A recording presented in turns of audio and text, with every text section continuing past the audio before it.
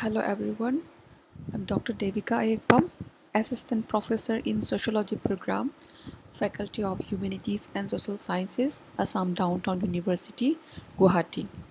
So today we're going to talk about the tribal society, which is one of the society of Indian society. So let's try to understand what is tribe first. The word tribe itself is derived from the Latin term tribus, which means the administrative division and voting units of the ancient Rome.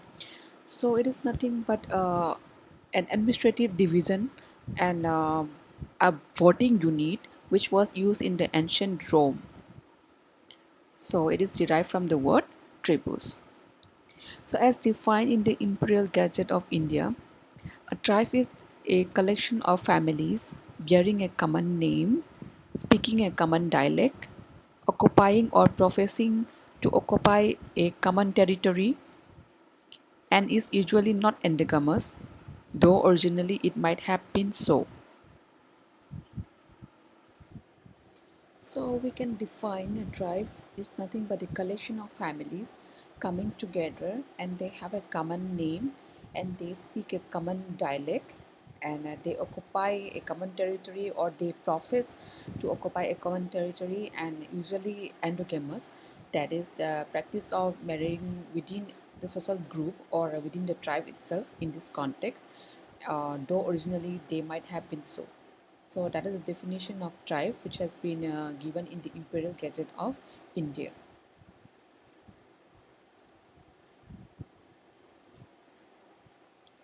Next, let's go to some definitions of the tribe given by different authors. According to George Peter Murdoch in 1949, tribe is a social group in which there are many clans, nomadic band, villages, or other such groups which usually have a definite geographical area, a separate language, a singular and distinct culture, and either a common political organization or at least a feeling of common determination against strangers. So it means there in the tribe itself, it is a social group, and there has to be many clans. And clans we can define as people who have descended from a common ancestors. And next we can have the nomadic band villages. Nomadic means people moving from one place to another, or such other groups which usually have a definite geographical area, which have a particular area where they used to stay, and they used to live, and with a separate language of their own, and having a distinct culture unique from every other cultures, and having a common political organization, and have a common feeling against a stranger, how to behave, how to treat a stranger. They have a common feeling regarding this aspect. So this particular social group is called as tribe according to George Peter Murdoch. Next, according to Mazumdar, he opines that a tribe is a collection or a group of families. He further says that a tribe is ordinarily an endogamous union, the members of which confine their marriages within the same tribe itself. Several clans constitute a tribe, and each clan claims kinship among its members belonging to it, based either on totemic division or territorial congruity or common residence.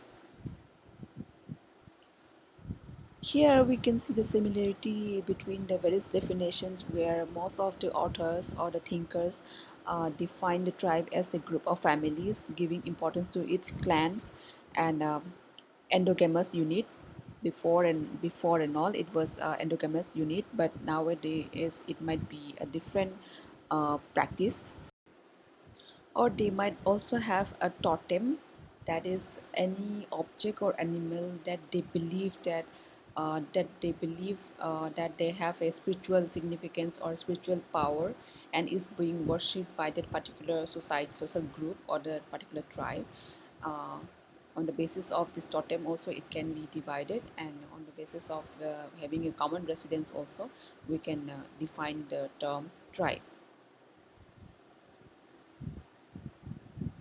So let's go to the characteristics of the tribal society. Tribal society has a uh, common territory, and they have a definite area or geographical area or region where they reside together with its members, and it is a collection of families that we have already mentioned in various definitions also. They are nothing but a collection of families, and they have a common name of their own, and each name is unique from the other tribes, and it makes their identity in on the basis of that name. And they also have a common language, though they might not have a script, but they have a, we can say here, they have a dialect, or they have a common ancestor on the basis of which their members of the social group or the social, tribe stay together and unite together. They also have a common religion on the basis of which they practices religious rituals and rites, etc. They also have a common culture, that is the way of life, how they live, how they celebrate their festivals, and how what they eat, what they wear, all these things comes under the common culture. And they also have a common political organization on the basis of which they run the particular tribe or a particular society. Like we can give the example of the tribal chief or the tribal head, elected by themselves among themselves, and he or she is given the responsibility of looking after the whole tribe. Next we have the feeling of unity. They have a strong we feeling among each other, and they stay united and they support each other. They have a common economic organization, maybe hunting or agriculture, on the basis of their tribal activities and organization of clans, and their clans has been organized in a proper way. The clan includes all the relatives of mothers or fathers and the children of one ancestor. On the basis of the clan itself, the tribal society may be a matrilineal society or patrilineal society also. But there exists a mutual helpfulness or mutual understanding among the members of the different clans within the tribe.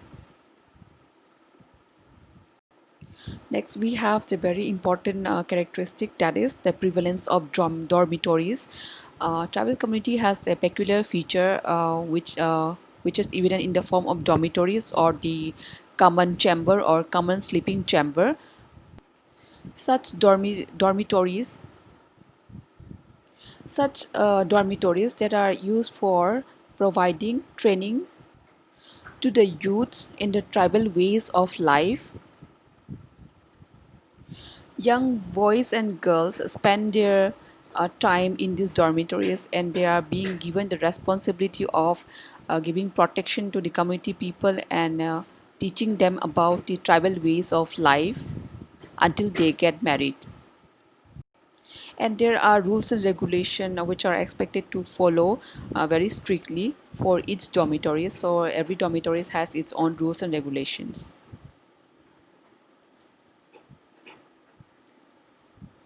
The tribal lives are very, we can define as, or they have a features like the simplicity and self-sufficiency. Their society is not complex but simple in nature. They might be depending on hunting or fishing or collection of the foods like the berries, honey, collection of forest products, also in terms of the cultivation or agricultural related activities. So they are self-sufficiency uh, in their own social group. But nowadays, due to the increase in population and change in the economic structure of the society, their self-sufficiency has reduced, and it is they are also trying and seeking help from the government also to get privileges and facilities to improve their life. in their tribal society. Next, we have the need for protection. The tribals have a very simple life, and nowadays they need protection from the outsiders who are invading their lanes, who are invading their territory. Ethnic, political, religious, and other kinds of prejudices and the mutual distrust between the civilized and the tribal people have made them feel insecure. So they experience a need for protection. So this is also one of the characteristics that we can mention. And lastly, we have that is endogamous group. We can say here that not all the tribes, but most of the tribes generally marry among themselves within their own group. Marrying within one's own group, that is called endogamy. So most of the majority of the tribal society follows endogamy, and that is to maintain the purity of blood and the cultural peculiarities also. So these are all about the tribal society. Thank you.